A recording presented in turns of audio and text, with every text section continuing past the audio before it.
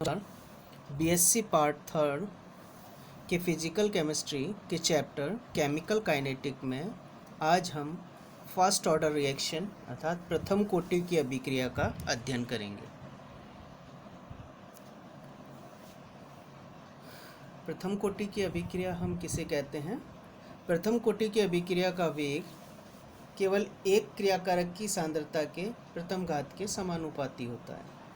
अर्थात हम ये कह सकते हैं कि वह रासायनिक अभिक्रिया जिसका वेग क्रियाकारक की सांद्रता के प्रथम घात के समानुपाती होता है, प्रथम कोटि की अभिक्रिया कहलाती है।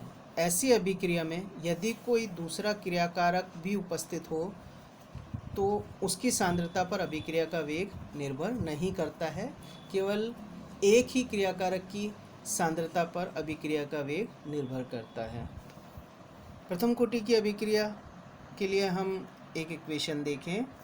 जैसे कोई क्रियाकारक A है, वो प्रोडक्ट में उत्पाद में परिवर्तित होता है, तो प्रारंभ में जब समय 0 हो, एट इनिशियल टाइम t = 0, उस स्थिति में A की जो कंसंट्रेशन है, सांद्रता है, वो A मोल है और उत्पाद या प्रोडक्ट की सांद्रता अभी 0 है। लेकिन t समय पर अर्थात आफ्टर t टाइम, जब t = t हो, उस स्थिति में उत्पाद के x मोल बन जाते हैं, तो A की जो सांद्रता है वो A - x रह जाती है। अब हम जानते हैं कि रिएक्शन रेट जो है वो क्या होगी? रिएक्शन रेट होती है -dC/dt। यहाँ C क्रियाकारक की सांद्रता है, यहाँ क्रियाकारक की सांद्रता C हम रखते हैं, तो रिएक्शन रेट हमारी होगी रिएक्शन रेट = dA/-dA/dt। अगर हम रिएक्शन रेट को कंसंट्रेशन के ऑर्डर के रूप में देखें, रिएक्शन के ऑर्डर के रूप में देखें, तो रिएक्शन रेट = होगा K1 × कंसंट्रेशन ऑफ A। अब इन दोनों इक्वेशन में लेफ्ट हैंड साइड समान है तो राइट हैंड साइड भी समान होंगे। अर्थात हम ये कह सकते हैं कि -dA/dt = K1 × A की कंसंट्रेशन A, या हम ये कह सकते हैं कि -dA/dt = K1 A⁴ अर्थात ये प्रथम कोटि की अभिक्रिया होगी। अब हम प्रथम कोटि की अभिक्रिया के लिए अवकलित वेग समीकरण देखें। अभी हमने देखा कि कोई क्रियाकारक A वो प्रोडक्ट में परिवर्तित होता है, प्रारंभ में क्रियाकारक की सांद्रता A है और उत्पाद की सांद्रता 0 है। t समय पर प्रोडक्ट के x मोल बनते हैं तो क्रियाकारक की सांद्रता A - x रह जाती है। और इसके लिए अगर हम रिएक्शन रेट देखें तो -dA/dt = क्या होगा? K1 A। यहाँ A जो है उसकी वैल्यू हम A - x रखते हैं, तो -dA - x/dt = क्या होगा? K1 A - x। यहाँ हमने A की वैल्यू A - x रख दी। अब इसको हम सॉल्व करें तो क्या होगा? -dA/dt + dx/dt = K1 A - x। यहाँ जो A है वो एक स्थिरांक है और स्थिरांक का जो अवकलन है वो हमेशा 0 होगा। तो -dA/dt की वैल्यू अगर हम 0 रखें तो हमें इक्वेशन मिलेगी dx/dt = K1 A - x। यह प्रथम कोटि की अभिक्रिया का अवकलित वेग समीकरण है। इस इक्वेशन से स्पष्ट है कि प्रथम कोटि की अभिक्रिया का वेग क्रियाकारक की सांद्रता के समानुपाती होता है। अब हम प्रथम कोटि की अभिक्रिया के लिए समाकलित वेग समीकरण देखें। अभी हमने इक्वेशन देखी dx/dt = क्या है? K1 A - x। या हम इसको इस तरह से भी लिख सकते हैं dx/A - x = K1 dt। इस इक्वेशन को अगर हम समाकलित करें तो समाकलित करने पर, यानी K1 कांस्टेंट है, तो समाकलन dx/A - x = K1 समाकलन dt। तो इसका समाकलन अगर हम करते हैं तो समाकलन करने पर हमें क्या प्राप्त होगा, minus ln a minus x equal to k1t plus c. यहाँ c समाकलन स्थिरांक है। समाकलन स्थिरांक हम क्यों लगाते हैं, जब अगर हम लिमिट, अगर समाकलन करते समय अगर हम लिमिट नहीं रखते हैं तो स्थिरांक लगाते हैं। अब इस इक्वेशन में हम देखें कि प्रारंभ में t इक्वल टू 0 पर जो उत्पाद की सांद्रता है वो 0 थी, अतः हम इस समाकलित समीकरण में minus ln a minus x equal to k1t plus c में t इक्वल टू 0 पर x इक्वल टू 0 का मान रखने पर हमें क्या मान प्राप्त होगा, यानी माइनस ln a, x की वैल्यू 0 हो गई, इक्वल टू हमारा होगा c, क्योंकि t हमारा 0 है तो k1t 0 हो जाएगा और x भी 0 होगा, तो minus ln a equal to c। यह मान माइनस ln, यहाँ minus ln a equal to c हमें मिला, तो c का मान हम इस इक्वेशन में पुट कर देते हैं, तो हमें क्या मिलेगा, minus ln a minus x equal to k1t minus ln a। या हम इसको इस तरह से भी लिख सकते हैं, k1t equal to ln a minus ln a minus x, या लॉग नियम से हम ये कहेंगे k1 equal to 1/t ln a minus x. यहाँ ln जो है वो नेचुरल लॉग है या लॉग e है। नेचुरल लॉग को हम लॉग 10 या बेस 10 में कन्वर्ट करते हैं तो 2.303 से मल्टीप्लाई करते हैं, तो जब हम इसको ln को बेस 10 में कन्वर्ट करेंगे तो क्या होगा, k1 equal to 2.303 upon t log a minus x. तो ये जो समीकरण है ये हमारी प्रथम कोटि की अभिक्रिया के लिए समाकलित वेग समीकरण कहलाती है। अब हम प्रथम कोटि की अभिक्रिया के लिए विल्हेल्मी इक्वेशन देखें, विल्हेल्मी समीकरण देखें। समाकलित वेग समीकरण से प्रथम कोटि के लिए समाकलित वेग समीकरण हमारा क्या है, minus ln a upon a minus x equal to k1t। अब प्रारंभ में t इक्वल टू 0 पर सांद्रता c0 है, ठीक है, और टाइम t पर सांद्रता क्या होगी, ct। तो हम ये कह सकते हैं कि a जो है हमारी प्रारंभिक सांद्रता है जो कि किसके इक्वल होगी, c0 के, और a माइनस एक्स हमारी t समय पर सांद्रता है जो कि किसके बराबर होगी, ct के। तो a और a माइनस एक्स की वैल्यू हम इस इक्वेशन में रखते हैं तो हमें क्या मिलेगा, minus ln c0 upon ct equal to k1t। हम ये कह सकते हैं ln equal to ln ct upon c0 equal to k1t। या हम ये कह सकते हैं कि ct upon c0 equal to e की पावर माइनस k1t, या ct equal to c0 e की power minus k1t।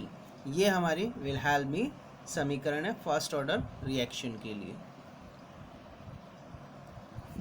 First order अभिक्रिया के लिए हम समय अंतराल में संबंध या अंतराल सूत्र देखें। माना कि फर्स्ट ऑर्डर रिएक्शन में t समय पर अभिकारक की सांद्रता x1 है और t2 समय पर अभिकारक की सांद्रता x2 है, तो प्रथम कोटि के अभिक्रिया के लिए t1 क्या होगा, t1 equal to 2.303 upon k1 log a upon a minus x1, यानी t1 पर क्या हो गई, जो उत्पाद की सांद्रता है वो x1 बनती है, यानी t1 समय पर x1 उत्पाद बनता है। और t2 ले हम, t2 इक्वल टू क्या होगा, 2.303 upon k1 log a upon a minus x2। तो यहाँ अगर हम t2 में से t1 घटाएं तो t2 माइनस t1 या डेल t जो कि समय अंतराल है वो क्या होगा, 2.303 upon k1 log a upon a minus x2 minus log a upon a minus x1। अब यहाँ हम ये कह सकते हैं कि डेल टी इक्वल टू क्या होगा, 2.303 upon K1 log a minus x1 upon a minus x2। a minus x1 को हम सांद्रता C1 और a माइनस x2 को सांद्रता C2 से व्यक्त करें तो हमारी इक्वेशन होगी, समय अंतराल जो होगा डेल टी इक्वल टू क्या होगा, 2.303 upon K1 log C1 upon C2। तो इस इक्वेशन से हम समय अंतराल निकाल सकते हैं।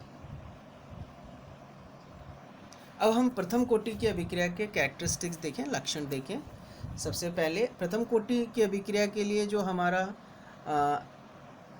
अभिक्रिया रेट कांस्टेंट जो है वो K1 होगा, जो कि क्या होगा, K1 equal to 2.303 upon t log a upon a minus x. अगर हम विभिन्न समय पर a और a माइनस एक्स का मान रखते हैं इस इक्वेशन में और K1 का मान समान आता है तो इसका मतलब वह अभिक्रिया जो है प्रथम कोटि की अभिक्रिया है।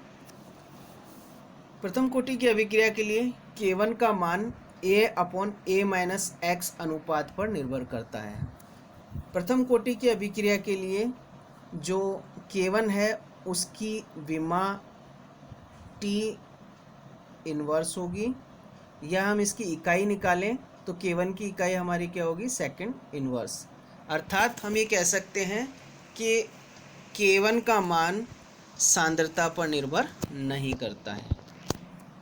सेकंड कैरेक्टरिस्टिक देखें, हमारी इक्वेशन है K1 equal to 2.303 upon t log a upon a minus x. इसको हम इस तरह से भी लिख सकते हैं, log a minus x equal to minus K1 upon 2.303 t plus log a।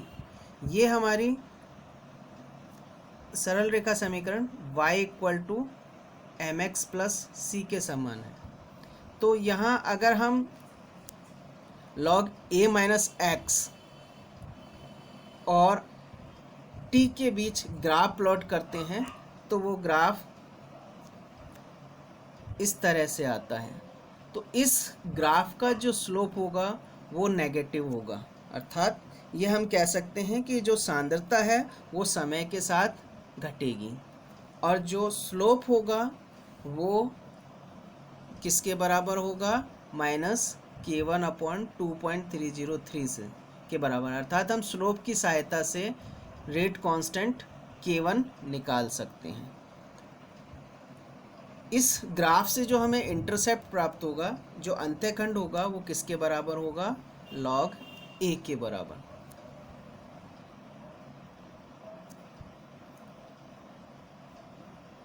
अब यदि हम इक्वेशन देखें कि K1 equal to 2.303 upon t log a upon a minus x है, प्रथम कोटि के लिए रेट कांस्टेंट का मान है।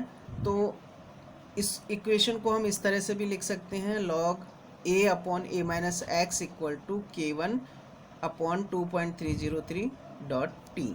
अर्थात ये जो इक्वेशन है ये हमारी सीधी रेखा समीकरण क्या है, y इक्वल टू mx के समान है। तो जब हम यहाँ log a upon a minus x और t के बीच ग्राफ प्लॉट करते हैं तो एक सीधी रेखा प्राप्त होती है जिसका स्लोप धनात्मक होगा और जो स्लोप होगा वो किसके बराबर होगा, K1 अपॉन 2.303। तो अर्थात स्लोप से हम क्या निकाल सकते हैं, K1 निकाल सकते हैं। प्रथम कोटि के लिए अगर हम अर्धायु देखें तो अर्धायु जो है वो प्रारंभिक सांद्रता पर निर्भर नहीं करती है। अर्थात प्रथम कोटि का कैरेक्टरिस्टिक है कि प्रथम कोटि की अभिक्रिया के लिए जो अर्धायु काल है वो अभिकारक की प्रारंभिक सांद्रता पर निर्भर नहीं करती है। हमारी जो इक्वेशन है प्रथम कोटि के लिए वो है K1 equal to 2.303 upon t log a upon a minus x. तो यहाँ t जो है t इक्वल टू हम रखें t हाफ और x इक्वल टू हम रखें a अपॉन 2। अर्थात आधे समय t हाफ समय में जो x है यानी प्रारंभिक सांद्रता की आधी हो जाती है। यानी x इक्वल टू a/2 हो जाएगा। तो हम t और x की वैल्यू इक्वेशन में रखते हैं तो क्या इक्वेशन मिलती है, k1 equal to 2.303 upon t half into log a upon a minus a half, या हम ये कहेंगे t half equal to 2.303 upon k1 log a upon a/2। a से हमारा a कैंसिल हो गया, तो हमारा क्या बचा 2.303 अपॉन k1 लॉग 2। लॉग 2 की वैल्यू रखकर हम टी हाफ निकाल लेते हैं, तो हमें टी हाफ क्या मिलेगा, t half equal to 0.693 upon k1। ये प्रथम कोटि की अभिक्रिया के लिए अर्धायुकाल ज्ञात करने का सूत्र है। इस इक्वेशन से क्लियर है कि इस इक्वेशन में ए पद कहीं नहीं है, अर्थात प्रथम कोटि की अभिक्रिया के लिए जो अर्धायुकाल है वो प्रारंभिक सांद्रता पर, क्रियाकारक की प्रारंभिक सांद्रता पर निर्भर नहीं करता है। तो इस इक्वेशन से हम प्रथम कोटि की अभिक्रिया के लिए अर्धायुकाल ज्ञात कर सकते हैं। Thank you.